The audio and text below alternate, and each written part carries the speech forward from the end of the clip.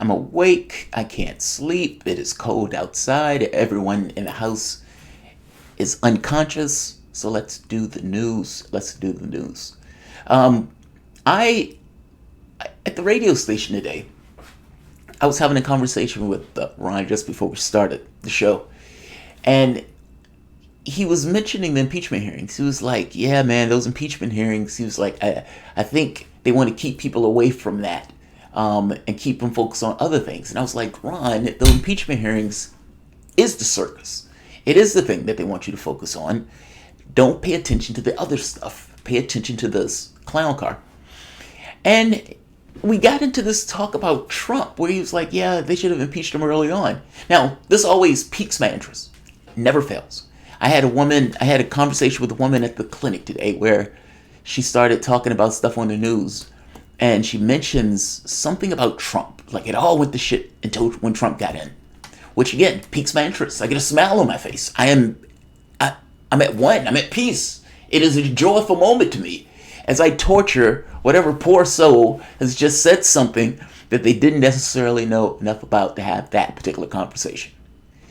And one thing after the next, she would agree, yeah, Obama did do that, but that fucking Trump and North Korea. Oh, you want to talk about North Korea?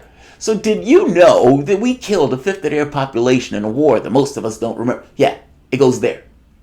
It goes there. In Ron's case, it went to this interesting point that Democrats, almost without fail, who hate Trump, resort to, and it's a weird argumentation and framing of reference that I don't necessarily think they track immediately. It was like, he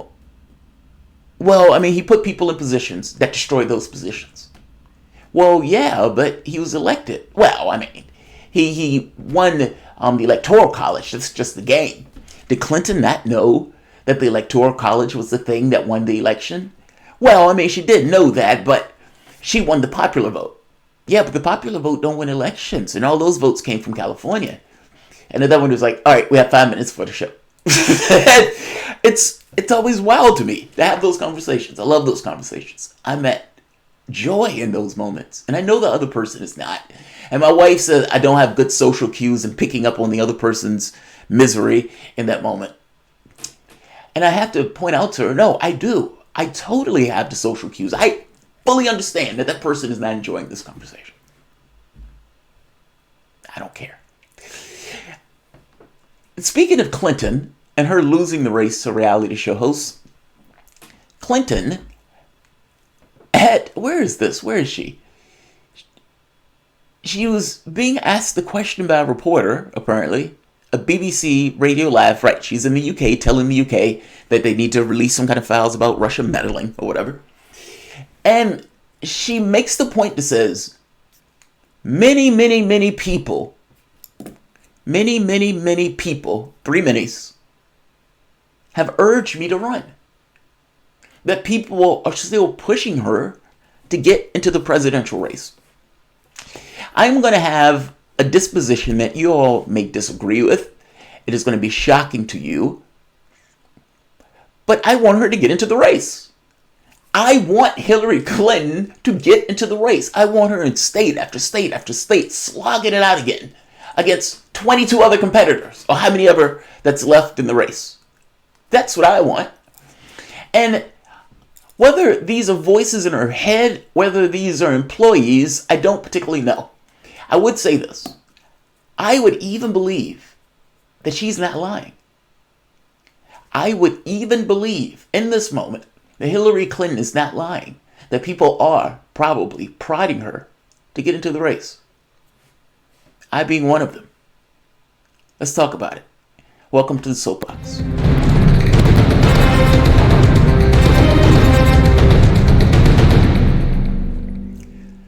My name is Jamarl Thomas. This is Soapbox After Dark. This is me when I can't sleep. And I have a channel, and so I just get on that channel to talk about whatever I want to talk about. Usually news, politics, history, whatever. In this particular case, I found this story interesting because people derided Clinton when she said this. Oh, these are just voices in her head. Oh, these are just her employees. Oh, Clinton is just lying. I don't think she's lying. I don't think she's lying. I think they're desperate. That's what I think. I mean, think about the situation to which you have 60% of the race, Warren, Sanders, have for the most part taken the lion's share, meaning if those two were combined, they will be beating Joe Biden in spades.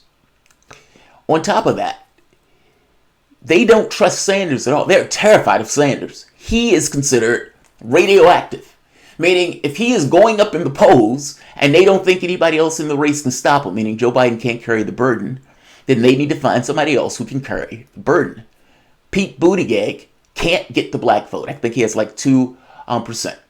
That's not because he's gay, by the way. That's because they don't think he can beat Trump.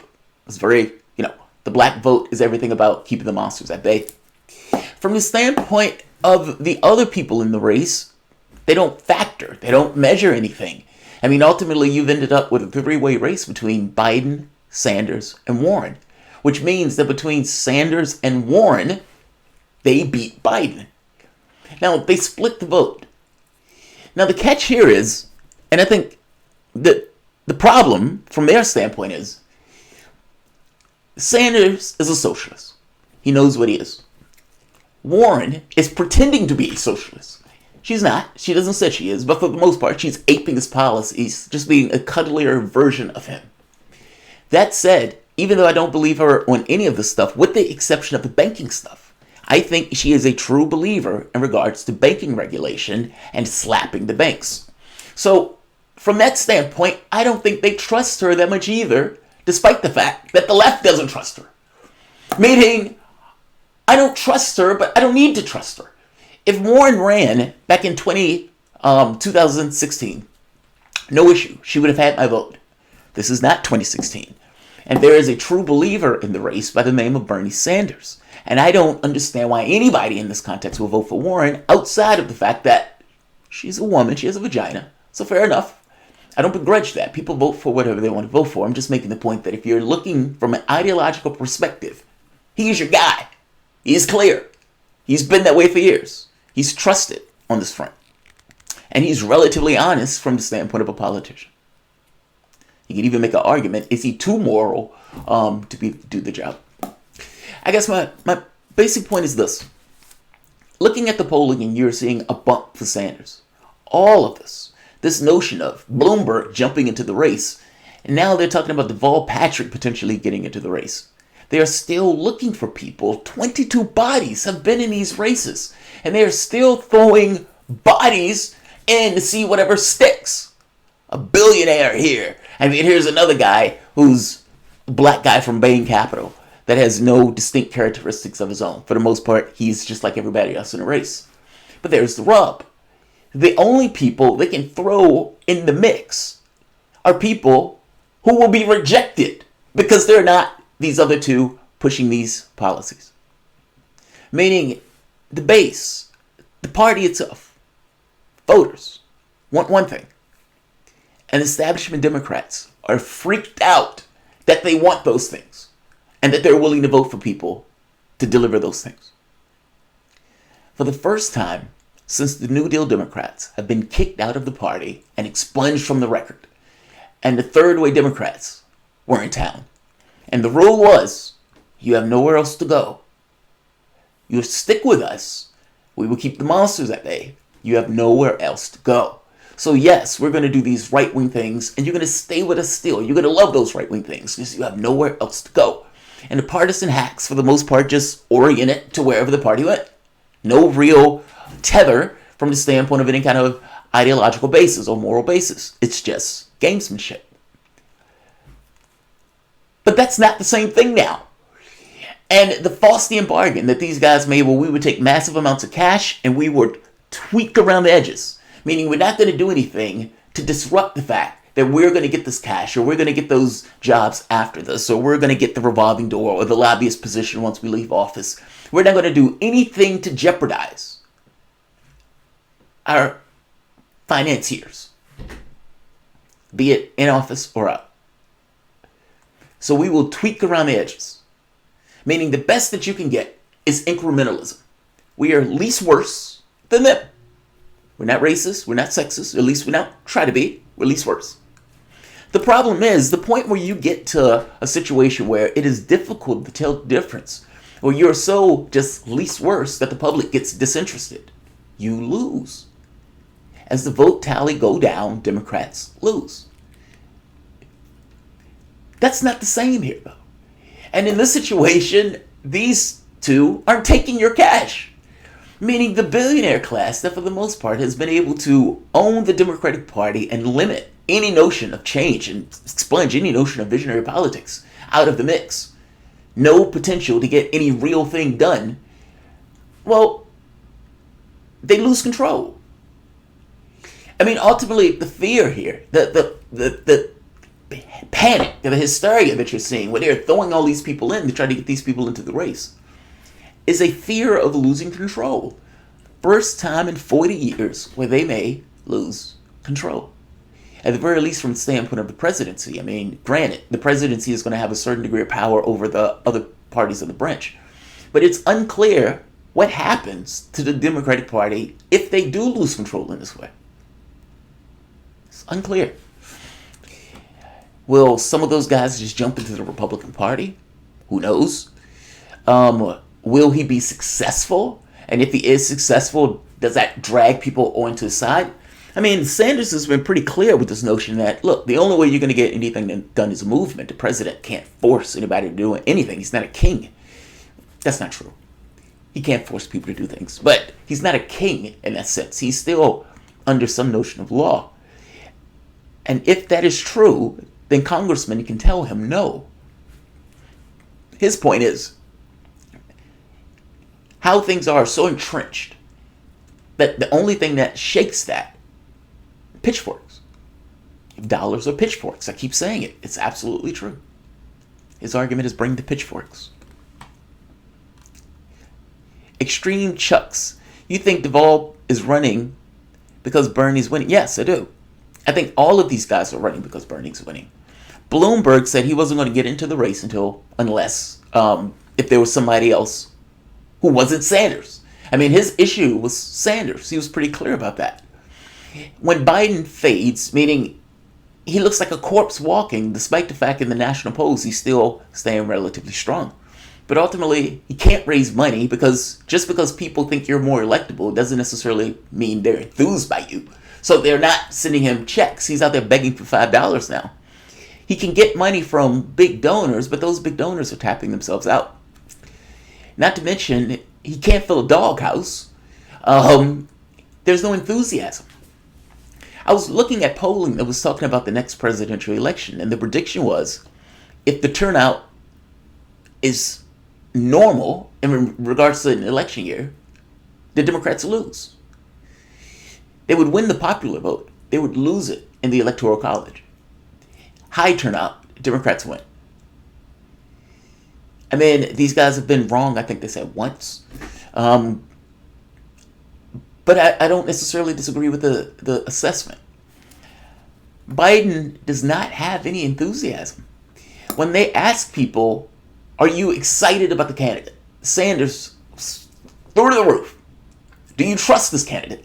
Through the roof. Are you going to anybody else? No. It was like 57%. No, we're here. We're good. We're not going anywhere. That's not true for Warren, and that's certainly not true for Biden either. I mean, Biden had a higher percentage of people saying they're sticking with their candidate. Warren's was fudgy, extremely soft in regards to whether or not the people are sticking with her. Meaning she's still under this microscope in regards to whether or not she's passable. I mean, think about it for the moment. When you're looking at the polling, and the trending in the polling is, yes, we're supporting her. However, we're not solid on that. Which means that from one debate to the next, Warren is still under a microscope, and her support can implode. And Pete Buttigieg, jumping up in the polls at the very least in the first two whitest states, his core constituents, has eaten into Warren. They said that the polling was showing that Warren has only been ahead in one poll after this kind of rise of Buttigieg, essentially peak Warren. It's fascinating stuff. I mean, the polling stuff any one particular poll changes, right? I mean, there's a poll out now that's showing Bernie number 2 in Iowa. There's another one showing Buttigieg in the first spot in Iowa. They're fudgy. They're all over the place. But what comes clear, Warren, Sanders, and Biden. Those three. And the polling seems to be fluctuating with who's in the top spot. Many of the polling is showing, for the most part, they were within like 3 points of one another. So, fucking fascinating. The trending in the polling, though, is more interesting. Like, when you get into who do you think is more honest? Who do you think is more trusted on this particular issue? Who do you think is more electable? At those numbers, the more electable number drags every other number. When you're looking at Biden in the polling, his strength is, this is our safe bet. We think he can beat Trump. We think he's more affable, and we think this is what America would accept. Now, this is just, in their heads. This is not real at all. Joe Biden, if he gets on a debate stage with Trump, he is going to get pummeled. He can't even defend himself against Cory Booker and Kamala Harris, but we're to expect that this guy who can't raise any money is going to get out there with no enthusiasm and win. It's in their heads. These are the same people who thought Hillary Clinton was going to win. She did not. And it wasn't the goddamn Russians. She was a horrible candidate. There is a difference in those things. But we'll see. I mean, I'm shocked by Biden's staying power, to be honest. My thing was, I didn't think Biden was going to be able to make it through a Democratic primary. I thought he'd be outright rejected by the electorate. But that's not entirely true, right? I mean, they're freaked out with Trump to such a degree that they're willing to just say, look, fuck it, I'll take him. If he'll beat Trump, I'll take him. That's why I need to be. He has to beat Trump. And so this notion of, well, what do you actually want, deviates from who they think can beat Trump. And so you're stuck in this weird fix of, what do you want the world to look like versus, I just need to keep the monsters at bay. And the argument between those 2 points to try to get these people to realize that you don't have to do this. Keeping the monsters at bay is intrinsically linked to your ability to get elected. They're not separate and distinct. I'll leave it here. Like, share, subscribe. Thanks all.